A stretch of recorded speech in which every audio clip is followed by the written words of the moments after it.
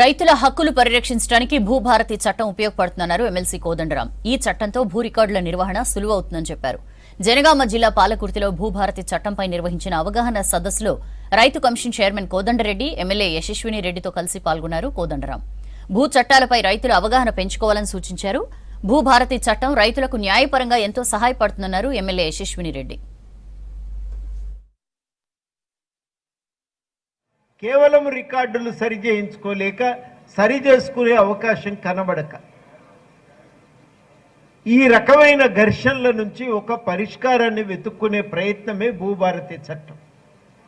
ఇదివరకు కాంగ్రెస్ పార్టీ అధికారంలో ఉన్నప్పుడు చిన్న రైతుల సమస్యల పరిష్కారం కోసం కోనేరు రంగారావు కమిటీని వేసింది. ఆ కమిటీ చిన్న రైతుల సమస్యల పరిష్కారాన్ని వెతకటం మొదలుపెట్టింది.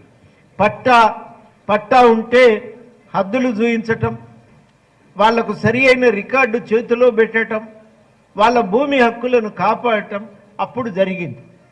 ఇవాళ మళ్ళీ ఏం జరుగుతున్నదంటే కాంగ్రెస్ అధికారంలోకి వచ్చిన తర్వాత భూభారతి చట్టం కింద ఈ హక్కులను చట్టబద్ధం చేసే ప్రయత్నం జరుగుతున్నది. అంటే రెండు వేరు ఆలోచనలు ఉన్నాయి మన దగ్గర. కాంగ్రెస్ పార్టీ మొదలు అధికారంలో ఉన్నప్పుడు ల్యాండ్ సీలింగ్ వచ్చింది. రెండోసారి అధికారంలోకి వచ్చినప్పుడు చిన్న రైతుల హక్కుల పరిరక్షణ కోసం కమిషన్ వేసింది.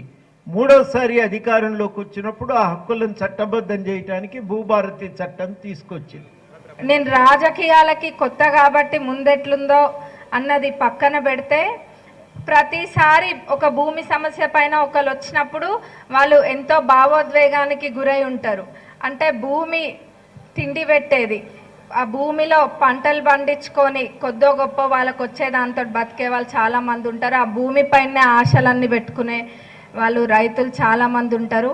అట్లాంటి భూమి వాళ్ళ సొంత భూమి వాళ్ళది కాదు అన్నప్పుడు వాళ్ళకి ఎంత బాధ కలుగుతుందో అది అందరం కూడా ప్రతిరోజు చూస్తూనే ఉన్నాం.